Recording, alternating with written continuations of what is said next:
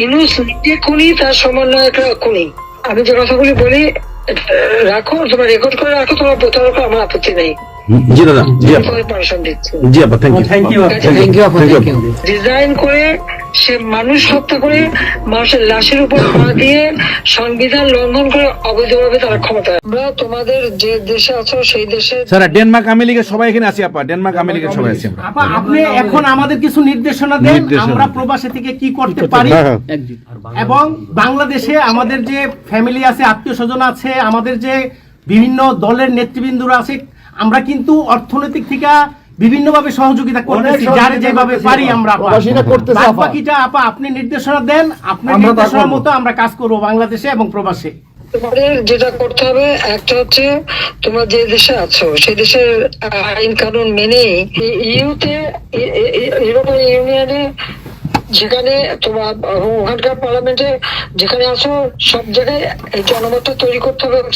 Doctor Yunus এবং সমস্ত সমন্বয়করা খুনি, তারা লাশের উপর দিয়ে তারপর তারা ক্ষমতায় বসেছে। মাননীয় প্রধানমন্ত্রী শেখ হাসিনা, হ্যাঁ ঠিকই শুনতে পাচ্ছেন, বাংলার জমিনে খুব তাড়াতাড়ি ডক্টর ইউনূস এবং সমন্বয়কদের বিচার হতে যাচ্ছে। চলেন আপনাদেরকে আজকে একটা সাবেক প্রধানমন্ত্রী শেখ হাসিনা একটা কল রেকর্ড ফাঁস হয়েছে আজকে, হ্যাঁ কিছুক্ষণ আগে ফাঁস হয়েছে, সেই কল রেকর্ডটি আপনাদেরকে শোনাতে যাচ্ছি। পুরো কল রেকর্ডটি ধৈর্য দেখেন, তাহলে অনেক কিছু জানতে পারবেন এই ভিডিওর মাধ্যমে। ইউনূস নিজে খুনি, তার সমন্বয়করা খুনি। আমি যে কথাগুলি বলি রাখো, তোমার রেকর্ড করে রাখো, তোমার প্রতারক, আমার আপত্তি নেই। জি দাদা, জি আপা, পারমিশন দিচ্ছি। জি আপা, থ্যাংক ইউ। ডিজাইন করে সে মানুষ হত্যা করে মানুষের লাশের উপর পা দিয়ে সংবিধান লঙ্ঘন করে অবৈধভাবে তারা ক্ষমতা আসছে। মানে এদের অত্যাচারে সারা দেশ জর্জরিত। এটা কৃষক, শ্রমিক, কত শ্রমিক বেকার হয়ে গেছে। শ্রমিক আন্দোলন করছে, সাথে সাথে গুলি করে দুজনকে মেরে ফেললো গার্মেন্ট শ্রমিক। তোমার চাকরির বয়স নিয়ে আন্দোলন করে যমুনার সামনে যাওয়ার সাথে গুলি করলে একজন মারা গেল, তাদেরকে পিঠে তাদেরকে উঠাই দিল। ওই 7ই জুলাই থেকে এই ছাত্ররা যখন আন্দোলন করে 14 জুলাই পর্যন্ত, এই অগ্নিসংযোগ এগুলি না হওয়া পর্যন্ত কারো গায়ে একটা টোকাও পড়েনি। ইচ্ছা মতো সব আসছে বসছে, আমরা তো কিচ্ছু করতে দেয়নি। পুলিশের কাছে কোনো মেটাল বুলেট ছিল না, পুলিশের কাছে কোনো মেটাল বুলেট ছিল না। নির্দেশ দিয়েছে কোনো গুলি করবে না। পুলিশ ইচ্ছা মতো আন্দোলন করছে। আমরা তো শুরু থেকে তো অনেক কিছু করা যেত, আমরা তো করিনি কিছু।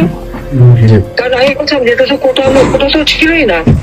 11 জুলাই থেকে তো কোটা স্থগিত হয়ে গেছে, কোটা তো আমি বাতিল করে দিয়েছি, আর কোটা আমরা নিয়ে গেছি। যেখানে কোটাই নাই, তো আন্দোলনটা কিসের জন্য ছিল?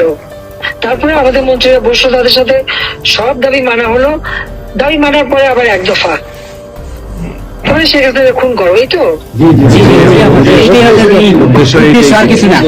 আকাঙ্ক্ষা ছিল আমাকে হত্যা করা। আপনাকে হত্যা করা মানে বাংলাদেশকে হত্যা করা, হত্যা মামলা। আবার হত্যা মামলা দিয়ে আবার এখন বলে গণহত্যার বিচার হবে। গণহত্যা বিচার আমার না, গণহত্যার বিচার হবে ইউনূসের।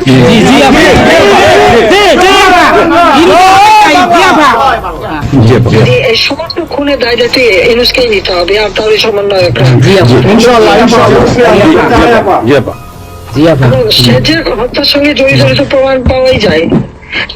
সে যত জঙ্গিদেরকে ছেড়ে দিল, হলি অটিজমের মতো ঘটনা ঘটলো, তাকে 21 আগস্ট গ্রেনেড হামলায় আসামি তাকে এবং অন্য যত জঙ্গি ছিল সবাইকে সে মুক্তি দিয়ে দিয়েছে। কারণ এই জঙ্গিদের সাথে তার একটা যুক্ত ছিল, তার একটা সংযোগ ছিল। কাজে বাংলাদেশটাকে সে একটা জঙ্গির দেশ হিসেবে পরিণত করতেছে। আজকে সাধারণ মানুষের অবস্থাটা কি দেখো, সাধারণ মানুষ আজকে খেতে পায় না, পড়তে পায় না। আসতে মানুষ তো এখন বলে যে আগের সরকারই ভালো ছিল, শেখ হাসিনার সরকারই ভালো ছিল। জি আপা, এখন বলেন। 97,000 কোটি টাকার বাজেট, কয়লা কেনা, এলএনজি কেনা, ডিজেল পেট্রোল কেনা, খাবার সবকিছু ব্যবস্থা করা, সারের জন্য সার কেনার সব ব্যবস্থা করে আসছে। যে এলএনজি আমার সময় যখন বাজারে 10 টাকা, আমরা সেটা 9.93 দামে কিনলাম। সেই 9 টাকা 9 পয়েন্টের যেটা কিনা সে 14 তোমার 5 একটা, আর 14.65 এই দামে কিনলো। ডাবল দামে সে কিনতে গেল কিসের জন্য? এখন তো বাজারের দাম আরো কমছে, শেয়ার মার্কেটের টাকা উধাও, ব্যাংকে টাকা নাই, ব্যাংকের টাকা উধাও, গেল কোথায়? আমেরিকা। 20 লক্ষ মেট্রিক টন খাদ্য আমি রেখে আসছি। 1 কোটি পরিবারের জন্য টিসিবির কার্ড দিছি, মাত্র 30 টাকা কেজিতে তারা চাল কিনতে পারবে এবং ডাল, তেল, গম কিনতে পারবে, সেই ব্যবস্থা করে আসলাম সস্তায়। 43 লক্ষ মানুষকে বাদ দিছে সেখান থেকে। কেন দিল?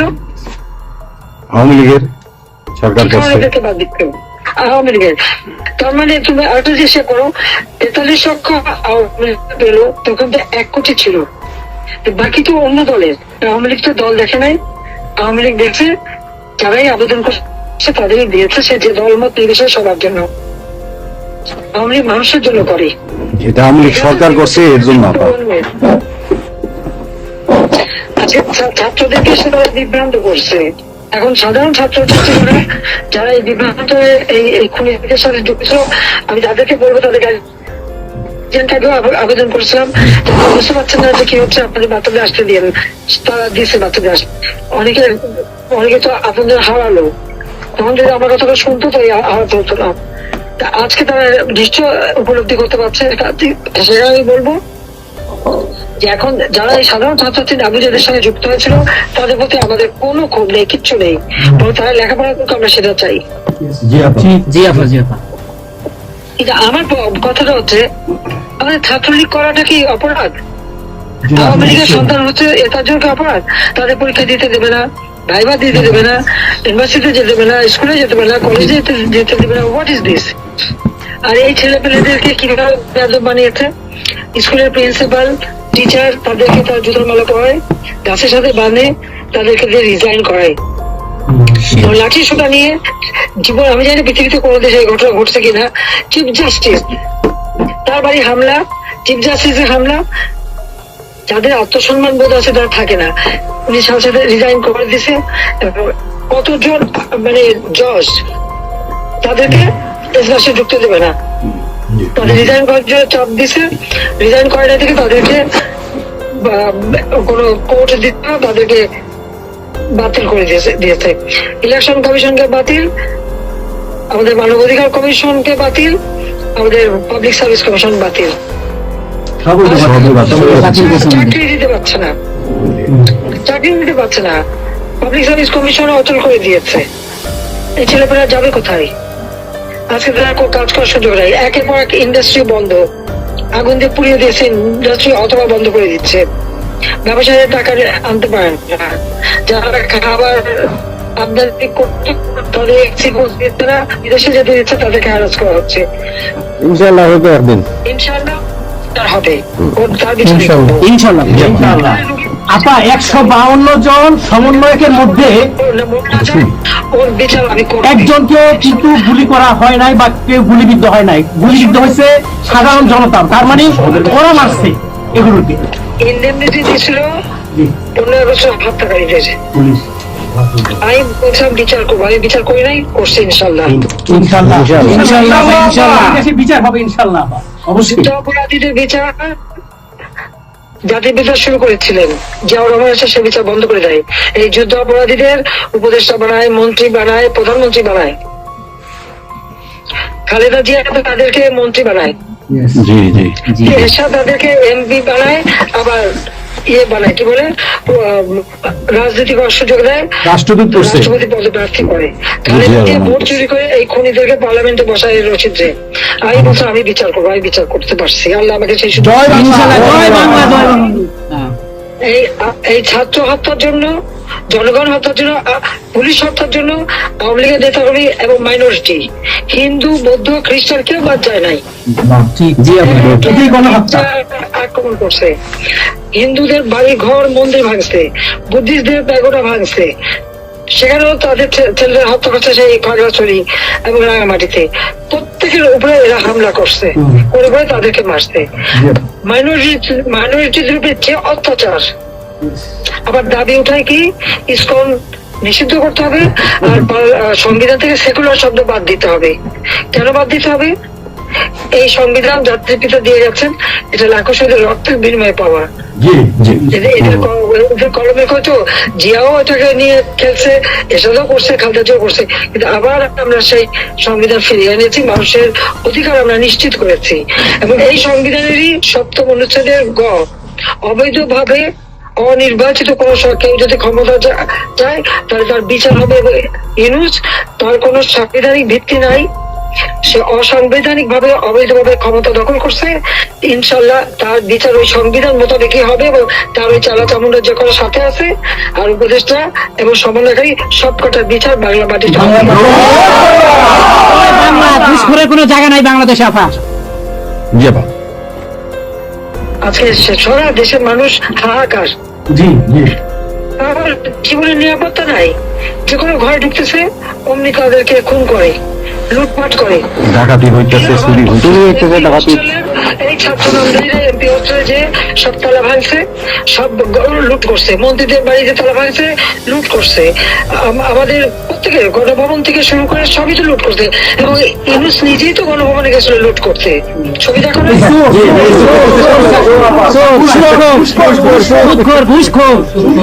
আপা আপনি গোপালগঞ্জে চলে আসেন, কোনো সমস্যা নাই, আমরা আছি আপনার সাথে। সবাই যাবো আমেরিকা থেকে, সবাই আমরা যাবো গোপালগঞ্জে কথা শুনি ইনশাআল্লাহ।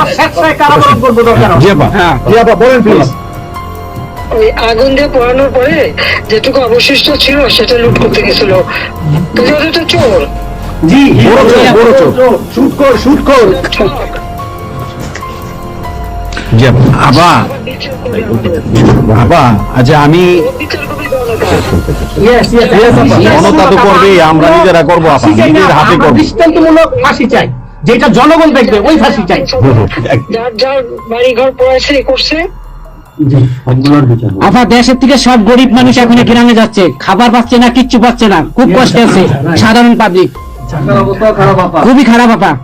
আপনারা পুরো ভিডিও ক্লিপটি দেখলেন এবং সাবেক প্রধানমন্ত্রী হাসিনার কল রেকর্ড শুনতে পারলেন। এই কয়েকদিন পর পর এরকম কথা বলে, তা কথা আছে যে পাগলের বুদ্ধি মনে মনে, রাত হলে তারা গনে যেরকম শেষ করতে পারবে না, ঠিক তন্দুরভাবে শেখ হাসিনা কোনোদিন ক্ষমতায় আসতে আর পারবে না।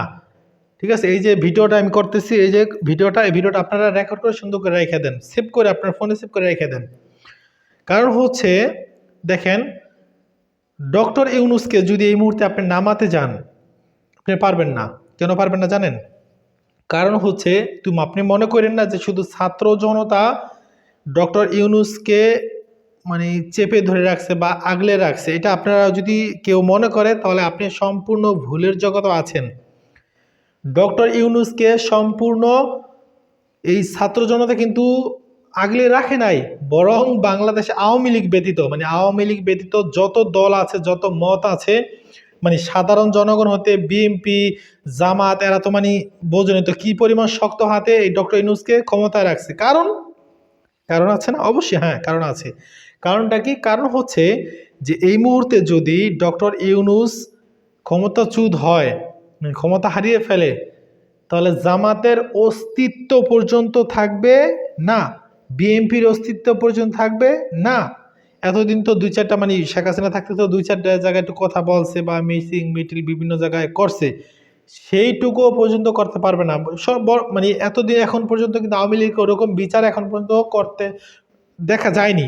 কিন্তু এই মুহূর্তে মানে শেখ হাসিনা আসুক, শেখ হাসিনা যদি এই মুহূর্তে ক্ষমতা যায়, তাহলে মনে করবেন এই যে আগে যে একটু মিছিল মিটিং করছে, তাও মানে একটার অস্তিত্ব পাবেন না। মানে জামাতের কোনো অস্তিত্ব বা বিএনপির কোনো অস্তিত্ব আপনারা খুঁজে পাইবেন না। বিপি নুরুল হকের নূর দল বলেন বা অন্য যে দলগুলো আছে, একটার অস্তিত্ব পাইবেন না, সব অস্তিত্বহীন করে ফেলবে।